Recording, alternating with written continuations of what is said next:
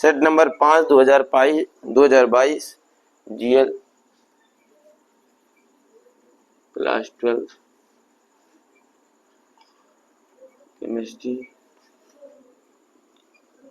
Set number 5 GL. देखो क्या कह रहा है, पहला क्वेश्चन जो है वो है सॉलिड स्टेट का ठोस अवस्था का। तो पहले का क्या करना नहीं, हम लोग कोर्स में नहीं है। आते पहले के खाम में, कह रहा शुद्ध जल की मोलरता का मान बताओ। शुद्ध जल की मोलरता का मान बताओ। तो शुद्ध जल की मोलरता का मान क्या होता है? 55.6। ध्यान रखना क्या होगा? 55.6 होगा। ठीक है, तो पहले का खागा कौन सा होगा? पहला क्वेश्चन होगा। ठीक है, इस चीज को ध्यान रखना, ये रटने वाला क्वेश्चन है। इसके बाद आता है पहले का गा क्वेश्चन। पहले का गा क्वेश्चन क्या कह रहा है?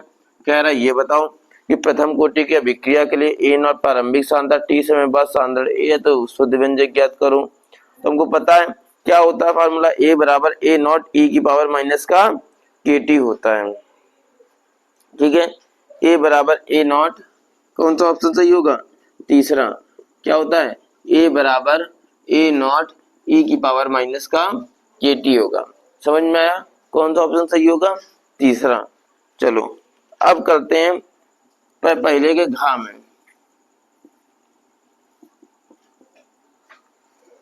हमको पता है बेंजल्डिहाइड का सल्फ्यूरिक अम्ल की उपस्थिति में नाइट्रीकरण कराएंगे। जैसे ये बेंजल्डिहाइड है, अगर हम लोग सल्फ्यूरिक अम्ल की प्रेजेंस में कंसंट्रेटेड H2SO4 की प्रेजेंस में नाइट्रीकरण कराएंगे, तो हमने तुमको बताया था जब हमने तुमको क्लास पढ़ाई थी कि नाइट्रीकरण का मतलब होता है नाइट्रोजन का जुड़ना। और जब भी बेंजल्डिहाइड का केस होगा तो हमेशा मेटा पोजीशन पे जुड़ेगा। कहाँ जुड़ेगा? NO2 मेटा पोजीशन पे जुड़ेगा, तो यहाँ जुड़ेगा NO2। ठीक है, ये ऑर्थो मेटा, ये क्या होता है? पैरा होता है। ठीक है, तो यहाँ पे अगर कह रहा है कि कहाँ पर क्या बनेगा, तो नाइट्रो बेंजल्डिहाइड तो बनेगा, पर कहाँ नाइट्रो जोड़ रहा है? मेटा पोजीशन पे, तो इसे कहेंगे एम नाइट्रो बेंजल्डिहाइड। तो कौन सा ऑप्शन सही है? तो हम कहेंगे कि घा का तीसरा क्वेश्चन सही है, एम नाइट्रो बेंजल्डिहाइड बनेगा। बात समझ में आ रही है?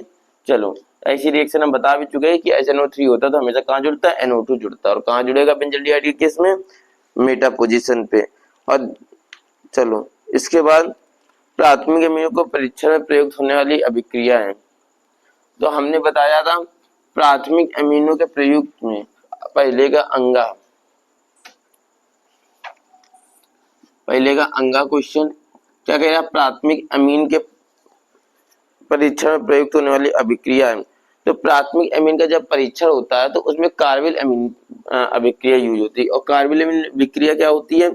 देखो RNH2 प्लस का CHCl3 प्लस का 3KOH। अगर जब हम इसकी रिएक्शन कराते हैं तो हमारा बनता RNC triple bond C plus का 3KCl और प्लस का 3H2O। ये जो अभिक्रिया होती है, ये देखो इसमें प्राथमिक अमीन यूज हुआ है। और ये जो अभिक्रिया होती है इसमें देखो प्राथमिक अमीन यूज हुआ है, और यही अभिक्रिया प्राथमिक अमीन का परीक्षण करती है। और इस अभिक्रिया क्या कहते हैं? कार्बिल अमीन अभिक्रिया। तो इसका आंसर होगा कार्बिल अमीन अभिक्रिया। दूसरा ऑप्शन इसका सही है, कार्बिल अमीन अभिक्रिया। अभी पिछले सेट में हमको इसी तरीके की एक रिएक्शन मिली जिसमें कह रहा था कार्बिल अमीन अभिक्रिया, कह रहा था कौन सी अभिक्रिया आइसोसाइनाइड बनाती है। तो यही अभिक्रिया आइसोसाइनाइड भी बनाती है, ध्यान रखना। ठीक है, और इसी अभिक्रिया में प्राथमिक अमीन यूज होगा, तो यही अभिक्रिया प्राथमिक अमीन का परीक्षण भी करती है। क्या कहते हैं? कार्बिल अमीन अभिक्रिया। इस तरीके की रिएक्शन होती है। अगला क्वेश्चन है पहले का 4 नंबर।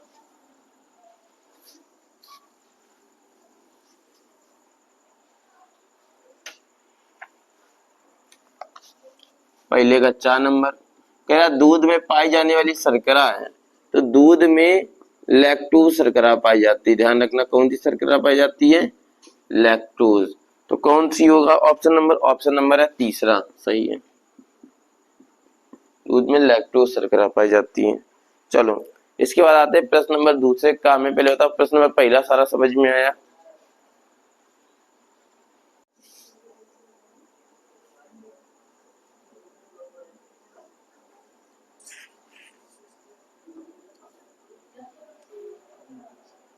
चलिए अगले क्वेश्चन में। दूसरे का काम, दूसरे के का क्वेश्चन में चलते हैं। क्या वाष्प दाब का अपेक्षिक अपनमन क्या है?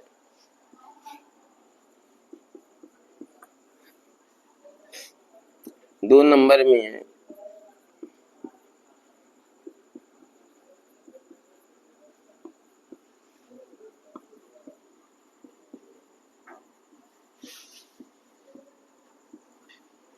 वाष्प दाब का अपेक्षिक अपनमन क्या है?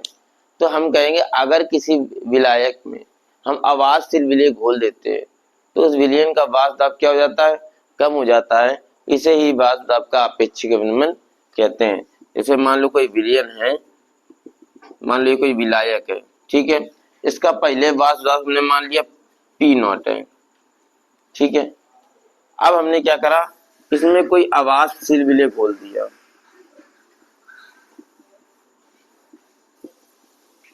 ऐसा विलय घोल दिया जो इसमें जाते ही जो वाष्प परिवर्तित नहीं होता है, घोल दिया। तो जो इस विलयन का पहले हमने वाष्प दाब नापा होगा, घोलने के बाद जो हम वाष्प दाब नापेंगे वो क्या होगा? कम हो जाएगा। पहले मान लो इसका वाष्प दाब मान लो 5 होगा या 10 होगा। अवाष्पशील पदार्थ घोलने के बाद इसका जब वाष्प दाब नापेंगे तो मान लो अगर पहले 10 होगा तो कितना हो जाएगा? 8 हो जाएगा, 7 हो जाएगा। तो इसके वाष्प दाब में क्या हो जाती है? कमी हो जाती है। तो हम कहेंगे यदि किसी विलयन में अवाष्पशील विलय मिलाते हैं तो उसके वाष्प दाब में कमी हो जाती है। इसे ही वाष्प दाब का अपेक्षिक अपनमन कहते हैं। हम कहेंगे पहले मान लो वाष्प दाब P0 था और जब ये घोला गया और घोलने के बाद इसका जो वाष्प दाब हो गया वो कम हो गया। और कम कितना हो गया? अब हो गया PS। तो हमको वाष्प दाब में अपेक्षिक अपनमन निकालना है तो कैसे निकालते हैं? सबसे पहले वाष्प दाब में कमी, वाष्प दाब में कमी क्या होती है? वाष्प दाब में कमी कैसे निकालेंगे? कितनी कमी हुई? जो पहले वाष्प दाब होगा और जो बाद में वाष्प दाब होगा उससे घटा देते तो इस तरीके वाष्प दाब में कमी। अगर हमको ये निकालना है कितनी वाष्प दाब में कमी हुई, तो जो पहले वाष्प दाब था माइनस जो बाद में वाष्प दाब हुआ उसको हम क्या कर देंगे? घटा देंगे। अगर हमको वाष्प दाब में अपेक्षिक अपनमन निकालना है,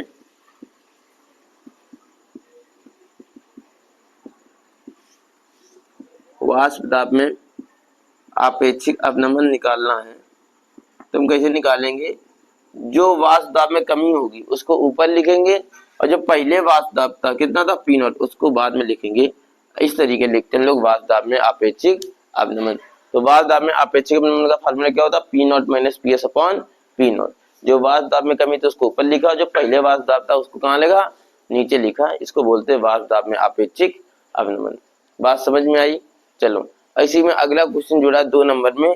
कह रहा है कि राउल्ट के नियम को व्यक्त करने वाले सूत्र का निर्धारण कीजिए। तो राउल्ट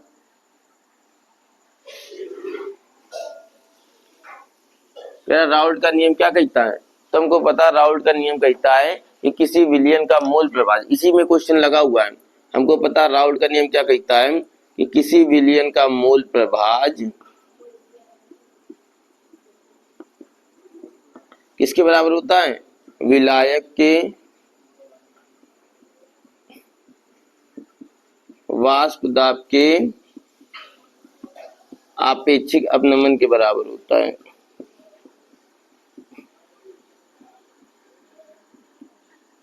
ये कौन सा नियम कहता है? राउल्ट का नियम कहता है। राउल्ट का नियम क्या कहता है कि किसी विलयन का मोल प्रभाज विलायक के वाष्प दाब के आपेक्षिक अपनमन के बराबर होता है। ये राउल्ट का नियम कहता है। और विलयन का मोल प्रभाज को कैसे व्यक्त करते हैं? Small n upon small n plus capital N। और विलायक के वाष्प दाब को कैसे प्रदर्शित करते हैं? अभी हमने बताया P0 minus PS upon P0। बस यही हमको निर्धारण करना था, ये हमने निर्धारण कर दिया। 2 नंबर में आया क्वेश्चन, तुम बहुत ज्यादा लेंथी नहीं कर सकते अगर तुमने इसको प्रूव करने में लगा दिया। हालांकि इसको प्रूव भी होता है, पहले लिखते फिर इससे पूरा प्रूव करते, लास्ट में जाके P0 minus PS upon PS बराबर small n upon capital N भी निकालते, पर वो नहीं करना। 2 नंबर में क्वेश्चन है, 1 नंबर में वो हो जाएगा, 1 नंबर में ये हो जाएगा इतना सफिशियंट है, इसे ज्यादा नहीं करना है इस क्वेश्चन को। चलो इसके बाद अगला क्वेश्चन में चलते हैं। प्रश्न नंबर दूसरे का कंप्लीट हुआ।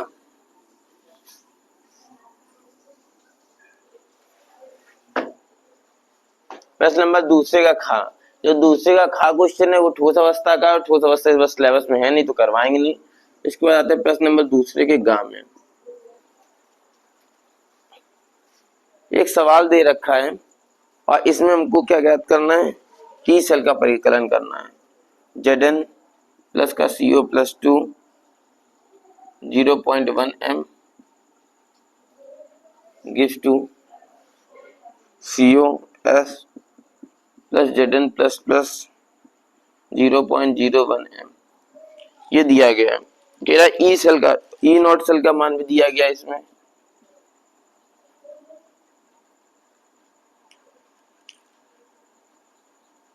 ई नॉट सेल 0.48 वोल्ट।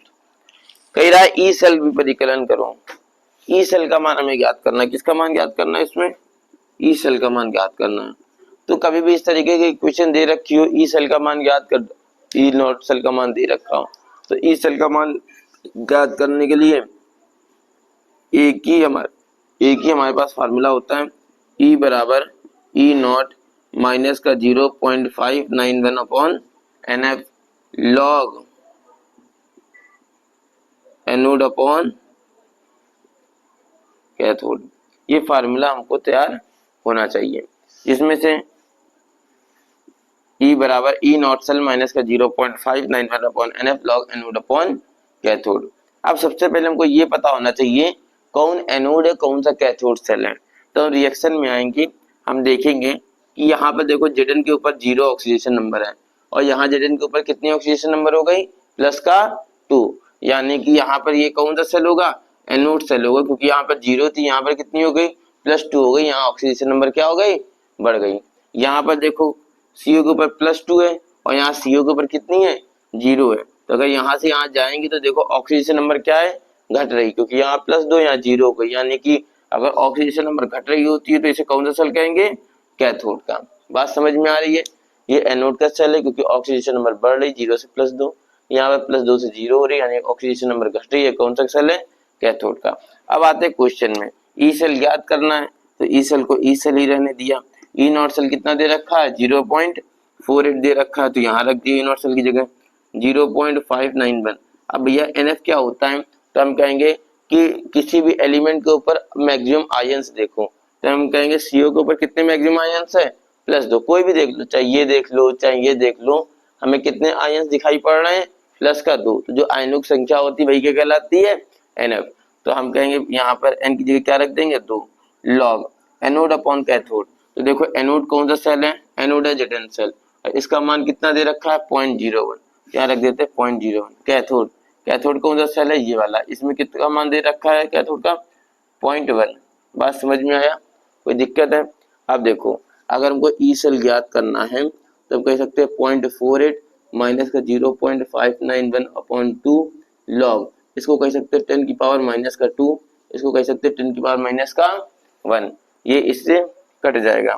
अगर हम यहाँ ई सेल का मान ज्ञात करें तो हम कह सकते हैं 0.48 माइनस का 0.591 अपॉन 2 लॉग 10 की पावर माइनस 1 से 10 की पावर माइनस 1 कट जाएगा, केवल एक 10 की पावर माइनस का 1 बचेगा। अगर यहाँ से हम ई सेल का मान ज्ञात करना चाहें तो 0.48 माइनस का 0.591 अपॉन 2, ये लॉग m की पावर n है, माइनस 1 उठ के आगे आ जाता है तो -1 लॉग 10 हो जाता है। तो अगर यहाँ से ई सेल का मान ज्ञात करें तो 0.48 माइनस का 0.591 अपॉन, माइनस का गुणा माइनस में होगा तो प्लस हो जाएगा, इंटू 1, और लॉग 10 की वैल्यू कितनी होती है, 1। अब यहाँ से ई सेल का अगर तुमको मान ज्ञात करना तो 0.48 प्लस का, इसका इसमें भाग दोगे तो 0.2, 2 दूनी 4, 2 दूनी 18, और कितना जाएगा भैया बताओ जरा, 2 पंचे 10, 0.2955 समथिंग आ जाएगा। तो अगर 0.48 में 0.2955 जोड़ोगे तो 5 5 8 8 16 17 4 2 6 7 0.7755 0.7755 समथिंग आ जाएगा। ये आ गया तुम्हारा ई सेल का मान, इतने वोल्ट 0.7755 वोल्ट आ जाएगा आंसर। ठीक है, ये आ गया तुम्हारा दूसरे का गा नंबर क्वेश्चन। इसमें किसी को कोई प्रॉब्लम हो तो बता सकता है भाई।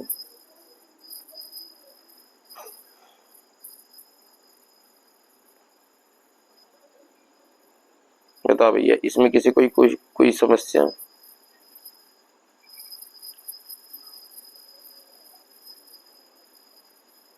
पहला और दूसरा समाप्त हुआ।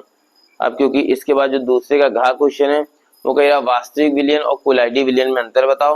और आपने बताया वास्तविक विलयन कोलाइडी विलयन में अंतर वाला जो चैप्टर है वो इस साल पेपर में है नहीं, तो ये वाला भी क्वेश्चन हम लोग स्किप कर देंगे क्योंकि चैप्टर है ही नहीं सिलेबस में, तो पेपर में इस बार ये वाला क्वेश्चन नहीं आएगा। अगला आते हैं तीसरे के का में। तीसरे का का भी आयनिक ठोस और धात्विक ठोस, ये भी वाला चैप्टर वही ठोस अवस्था वाला चैप्टर है नहीं सिलेबस में, तो ये भी नहीं पढ़ेंगे। तीसरे के का को भी स्किप करेंगे और तीसरे के खा में हम लोग चलेंगे। समझ में आया? अब पहले ये बताओ, अगला क्वेश्चन है तीसरे का छोड़ दिया हमने, तीसरे के खा में चलते हैं।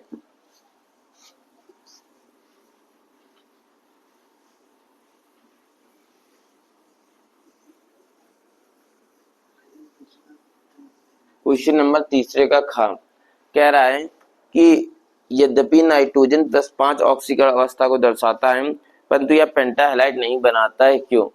तो तीसरे के खा नंबर क्वेश्चन में चलते हैं। कह रहा नाइट्रोजन, इसका आंसर देखो, हमको पता है नाइट्रोजन का परमाणु क्रमांक कितना होता है, 7 होता है। ठीक है, अगर इसका इलेक्ट्रॉनिक विन्यास करेंगे तो 1s2 2s2 2p3। बात समझ में आ रहा है? अब एक बात को समझो कि क्या हमको इसमें डी ऑर्बिटल नजर आ रहा है? नहीं आ रहा है। होता क्या है, जो डी ऑर्बिटल होता है वो संयोजकता कोष को बढ़ाता है। डी ऑर्बिटल की एक स्पेशलिटी होती है, वो संयोजकता कोष क्या होता है, बढ़ाता है। और संयोजकता कोष अगर बढ़ रहा होगा तभी पेंटाहेलाइड बनता है, वरना पेंटाहेलाइड नहीं बनता है। ये पेंटाहेलाइड बनने के लिए एक कंडीशन होती है कि अगर कोई उसकी संयोजकता कोष बढ़ाता है किसी यौगिक की, तभी वो यौगिक पेंटाहेलाइड बनाता है। और संयोजकता कोष बढ़ाता कौन है, डी ऑर्बिटल। तो क्या इसमें तुमको डी ऑर्बिटल नजर आ रहा है? इसमें तो केवल एस और पी नजर आ रहा है, यही नजर आ रहा है, डी ऑर्बिटल नजर आ नहीं रहा है। अगर डी ऑर्बिटल नहीं नजर आ रहा है तो जाहिर सी बात है, अगर डी ऑर्बिटल नहीं नजर आ रहा है तो इसका मतलब इसमें कोई ऐसा ऑर्बिटल नहीं है जो संयोजकता कोष बढ़ा पाए। और चूंकि डी ऑर्बिटल नहीं है इसका मतलब इसकी संयोजकता कोष बढ़ेगा नहीं, और अगर संयोजकता कोष बढ़ेगा नहीं तो पेंटाहेलाइड नहीं बनाएगा, सीधे सीधे आंसर है। तो हम कहेंगे नाइट्रोजन का जब इलेक्ट्रॉनिक विन्यास करते हैं तो हम देखते हैं कि इसमें डी ऑर्बिटल मौजूद नहीं है।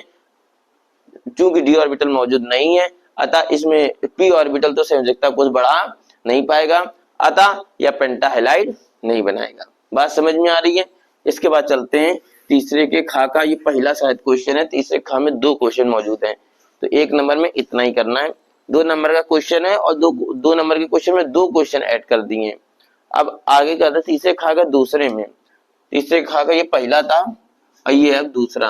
कह रहा ये बताओ NH3 की प्रकृति क्षारीय क्यों होती है? तो जब तुम लोगों ने हाई स्कूल में जब NH3 का वो पढ़ा होगा, स्ट्रक्चर पढ़ा होगा, क्या कहा जाता है, लुईस डॉट स्ट्रक्चर में आता है, तो तुमने जब बनाना सीखा होगा तो लुईस डॉट स्ट्रक्चर कुछ इस तरीके बनता है NH3 का, जिसमें क्या होते हैं 2 ये एक लोन पेयर भी इकट्ठा होता है इलेक्ट्रॉन। और जब किसी अमोनिया के ऊपर चूंकि लोन पेयर इलेक्ट्रॉन होता है, और अगर किसी भी यौगिक के ऊपर लोन पेयर इलेक्ट्रॉन होगा इसका मतलब वो इलेक्ट्रॉन देने की प्रवृत्ति रख रहा है। वो क्या कर रहा है, इलेक्ट्रॉन देने या त्यागने की प्रवृत्ति रख रहा है। भाई है इलेक्ट्रॉन इसके ऊपर तो ये दे सकता है, त्याग सकता है। और अगर कोई भी यौगिक इलेक्ट्रॉन देता या त्यागता या उसकी प्रवृत्ति रखता है तो क्या हो जाता है, उसकी प्रकृति क्षारकी हो जाती है।